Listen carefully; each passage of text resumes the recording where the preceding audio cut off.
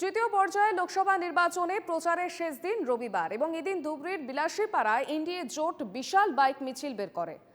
অগপর ভাষিক সংখ্যালঘু সেলের উদ্যোগে বের করা হয় এই মিছিল এবং বাইক মিছিলটি বিভিন্ন পথ পরিক্রমা করে। অগপ প্রার্থী জাভেদ ইসলামের পক্ষে এই প্রচারে ব্যাপক মানুষ সাড়া দেয়। এ নিয়ে বিস্তারিত জানাতে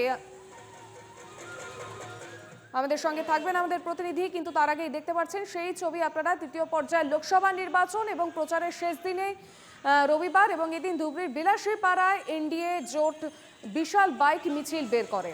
আমাদের সঙ্গে টেলিফোন লাইনে রয়েছেন প্রতিনিধি অবিনাশ শীল। অবিনাশ, এক বিশাল বাইক মিছিলের আয়োজন এবং আজ প্রচারের শেষ দিন রবিবার।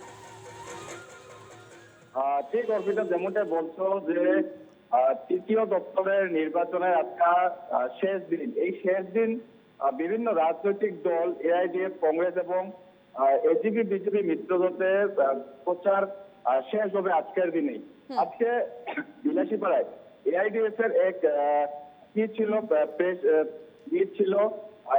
এআইডিএফ প্রধান বদরুদ্দিন আজমল সেই স্থানে কংগ্রেস এবং বিজেপিকে পূজার সমালোচনাও করা দেখা যায়।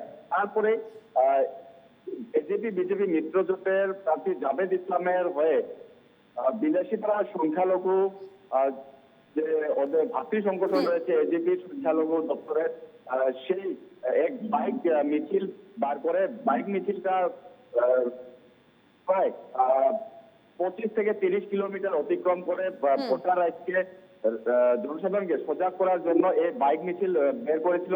কয়েক হাজার যুবক এবং মা বোনরা সেই মিছিলে অংশগ্রহণ করেছে। বেশ, একেবারে ধন্যবাদ অবিনাশ তোমায়।